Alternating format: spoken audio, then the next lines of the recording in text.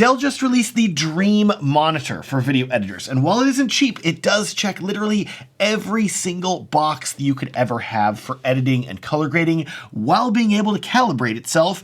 Oh, and you can game on it too? This is the Dell U3226Q, and in this video, I'm going to be reviewing this monitor from the perspective of a video editor who also games some on the side.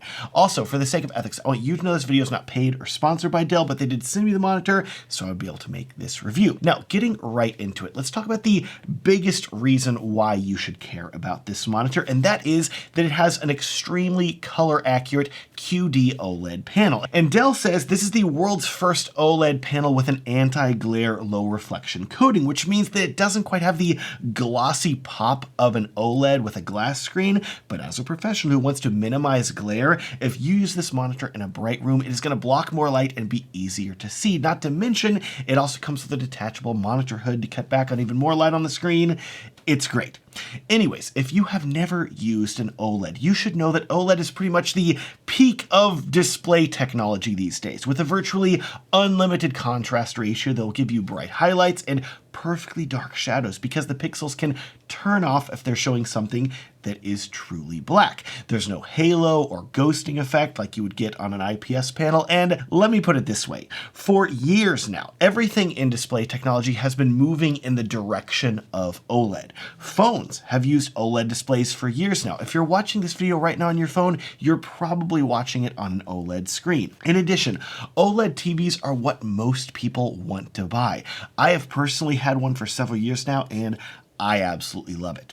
In short, using an OLED screen is going to give your eyeballs the best viewing experience ever, and so whenever I say that this Dell monitor in particular is designed to leverage all the strengths of an extremely high quality OLED panel to give you features that will truly benefit you as a video editor, half of which they're not even advertising, but whenever you discover them, you won't be able to live without, this may be the last monitor that you have to buy for a very long time. Let's confirm that image quality first. Though. Dell claims some lofty things about this monitor, that it covers 100% of the sRGB color space and 99% of DCI-P3, both of which are really going to matter for video editors. And whenever I tested this with my Spider color calibrator, I'm very happy to tell you that these claims were accurate. In short, this screen is going to deliver you extremely accurate colors that look exactly how they should. But speaking of that color calibration, even with an extremely color accurate monitor that comes calibrated from the factory like this one, I always recommend color calibrating any screen that you buy that you're planning on using for color grading videos, because monitor colors can shift over time and it's just a fact of screen technology. Color calibration can be a pain though, right? You have to buy a color calibrator for a few $100, install the software, and then every few months remember to reconnect the calibrator and rerun the calibration to help ensure that your colors look right. Most color calibration software will have a little nagging pop-up that will appear to remind you, and I've lost track of the amount of times over the years that I've closed one of those pop-ups because I did not have time to do the calibration. It's just a pain, right? You can let me know if you identify with this annoyance down in the comments, because here is where I'm gonna blow your mind, because this blew my mind whenever I tested this monitor. From an overall aesthetic standpoint, I would say that this is a good looking pro monitor, but there's nothing flashy or gamery or RGB about it. This is made for pro work, and I appreciate that. But that said, looks can be deceiving, because while it may look unassuming, there are a ton of features here hidden under the surface, with the biggest one being hidden down here along the bottom bezel. If you're wondering why the bottom of this display looks slightly thicker with this weird cutout rectangle, strap in, because here's where things get crazy. With this Dell OLED, you do not need to go out and spend hundreds of dollars on an extra color calibration tool and awkwardly dangle it over the front of the screen. No, because this monitor has a color calibrator built in, and it is so cool. Whenever you want, you can literally press the joystick on the back of the monitor to open the menu, select calibrate, and the monitor will pop out a tiny motorized camera on a stick from the base that will analyze the pixels on the screen and color calibrate itself at a hardware level. What do I mean by hardware level? Well, there are two types of color calibration these days, software and hardware. Software is where you buy a separate color calibration tool, plug it into your computer's USB port, install the color calibration software, and anytime you calibrate the monitor, it saves one of those annoying .icc files where you're at the mercy of your operating system to hope that it uses them. Hardware calibration, though, is completely different. Anytime you calibrate the monitor, it is saved as a lookup table or LUT instead of an ICC profile. And this LUT is saved to the monitor itself, meaning you do not need to use any software on your computer to make it work.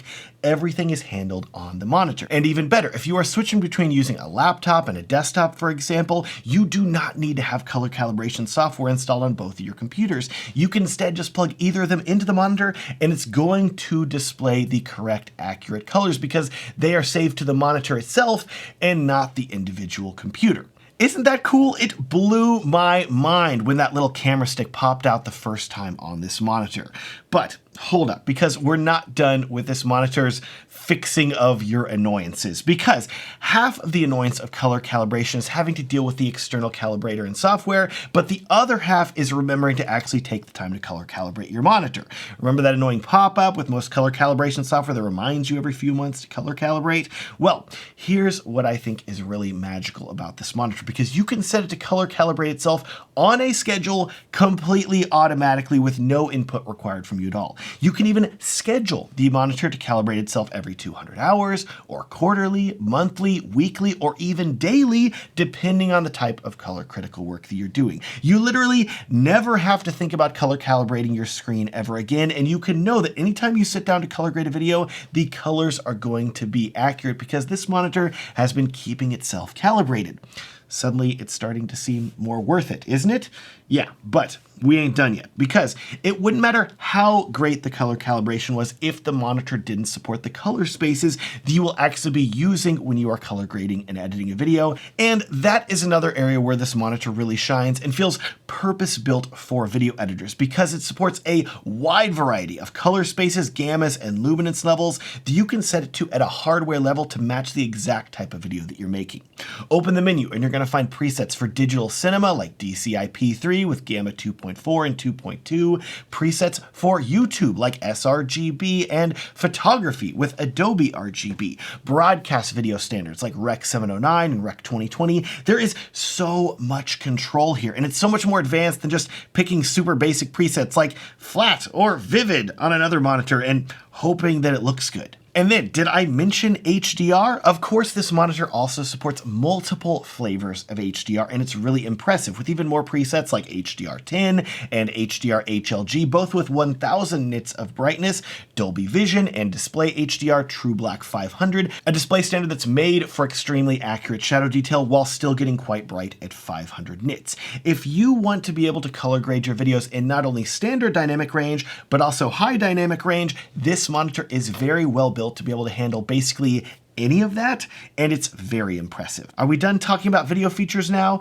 No, we aren't, because there's actually more hidden settings in the menu that I've not seen anybody else talking about or Dell advertising in any way, but that are going to be extremely useful to you if you are a filmmaker. Here's the deal. If you want to buy an OLED reference monitor that you can use on set, SmallHD will happily sell you one for an eye-watering $13,000 at the time of recording this video. It ain't cheap, but with it, you're getting stellar visual quality, as well as all the extra software features you would expect from SmallHD, like scopes and overlays and markers, etc. It's great, but you have to pay a lot for it. Now, with this $13,000 price grounded in your head now, let's go back to this Dell OLED, which is significantly cheaper, like 1/5 of the price. And with it, you're getting an incredibly color accurate OLED screen, along with masking and marker overlays. So you're not going to find any false color or scopes, but you can go into the monitor settings to markers and add a 235:1 overlay or a 4:3 overlay if you're outputting OpenGate or more. You can enable a mask that will dim the opacity of the parts that are not included in the video if you're filming in an aspect ratio like 235:1. Isn't that crazy? I don't know why these features are included on this monitor, but I'm not complaining. And while it definitely doesn't have the fancy SmallHD OS, it also doesn't have the fancy SmallHD price either. Are we done talking about video features yet, Matt? There's a lot of them. Fine, we can stop talking about video, but What we now need to talk about may also interest you because it definitely interested me. Gaming. Is this really a monitor that you can game on too? Usually with a higher end video editing monitor like this, you have to make compromises where the color accuracy is really good, but the refresh rate sucks. I've seen monitors with very good colors that maxed out at 30 Hertz or 60 Hertz max if you're lucky.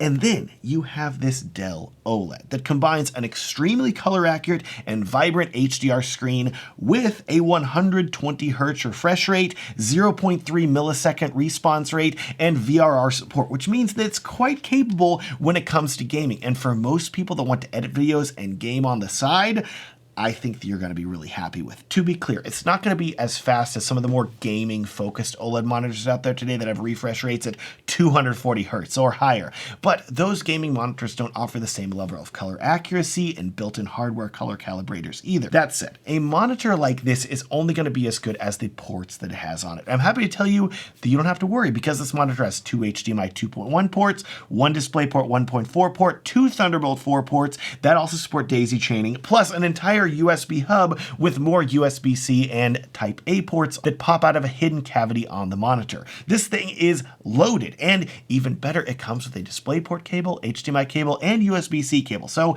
however you want to connect it, you have options. Oh yeah, and there's also a 2.5 gigabit Ethernet port too, really rounding out the hub experience here.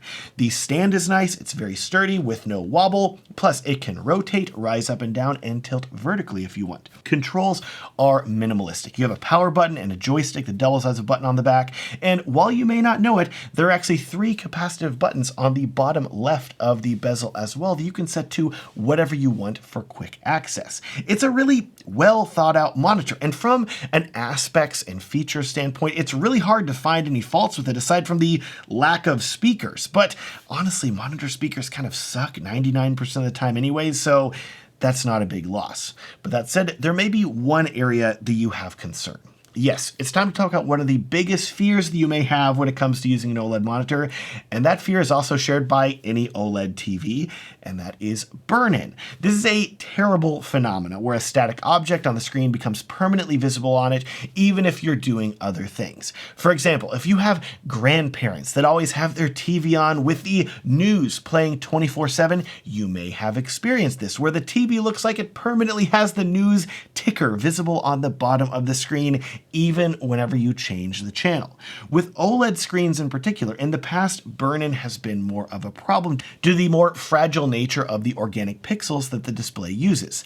That said though, in the last 5 to 10 years, burn-in reduction technology has gotten significantly better, and TVs and monitors have special refresh modes that they can use whenever they're turned off that will help keep the pixels from ever burning in.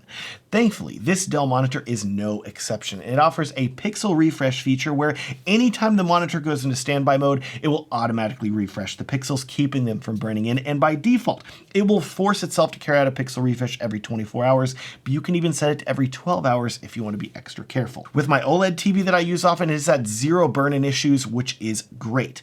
That said though, unlike a TV, a computer monitor is a screen that you may leave on throughout the day, and more importantly, a monitor is more likely to display a static image, like a wallpaper on the screen all the time, or a dock at the bottom like you would see on a Mac. Thankfully, this monitor has other burn-in protection features too, like where you can set the monitor to dim if it detects it's playing a static screen, or it can even dim only static parts of the screen where the dock is. Dell has put a lot of work into making sure that the screen will not burn in. So my recommendation to you, if you are at all worried about burn-in, is to take a few simple steps, like hiding your dock and menus until you mouse over them, and in addition, setting your desktop wallpaper to rotate through different images. This will prevent one static image from staying on the screen too often. Do that, and also set your monitor to turn off whenever you're not using it, and I would really not expect to have any issues with burn-in because the monitor will be able to refresh its pixels when it's turned off, which will keep it running for a very long time. So, should you buy the Dell U3226Q? Well, let's talk about the price. This is definitely not a cheap or budget monitor, coming in at $2,600 at the time of making this video, which is what I would consider on the higher end for a professional monitor before you start getting into the ultra niche reference monitor territory that is $10,000, $20K, $30K plus in cost. But here is something that I've discovered to be true in my technology-loving life, and that is that once you go OLED, you won't go back. I feel the same way about this monitor that I do about whenever I first bought my OLED TV. The contrast is too perfect. The colors are too good. And with a screen like this, me pointing a camera at it really can't do it justice. You have to see it for yourself with your own eyes. And once you do, and you get used to watching the videos that you're editing in this way, you won't ever want to go back to anything other than OLED. The good news too is that OLED monitors continue to drop in price. And at the time of recording this video, you can get an extremely color accurate OLED for about $500 to $1,000. They'll work great for color grading.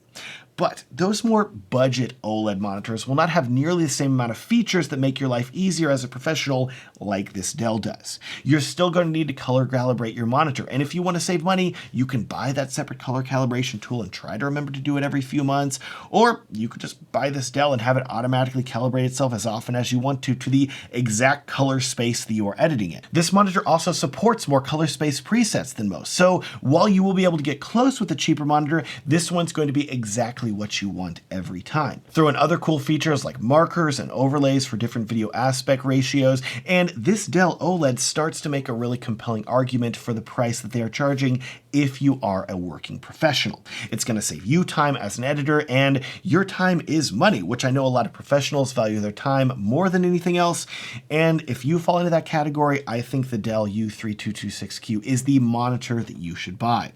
I'll link to where I found the absolute best price for this monitor down in the description for you to check it out, and I'll also link to my monitor buyer's guide videos down there as well to help save you time and money. These videos will be very helpful to you. Speaking of being helpful, if you're a video editor like me, you'll also find down in the video description a link to my edit videos like a pro guide. This guide is going to show you the most important rules that I follow as a video editor to create better quality videos. You can download this guide completely for free at the link down below. Thanks so much for watching, and have a great day.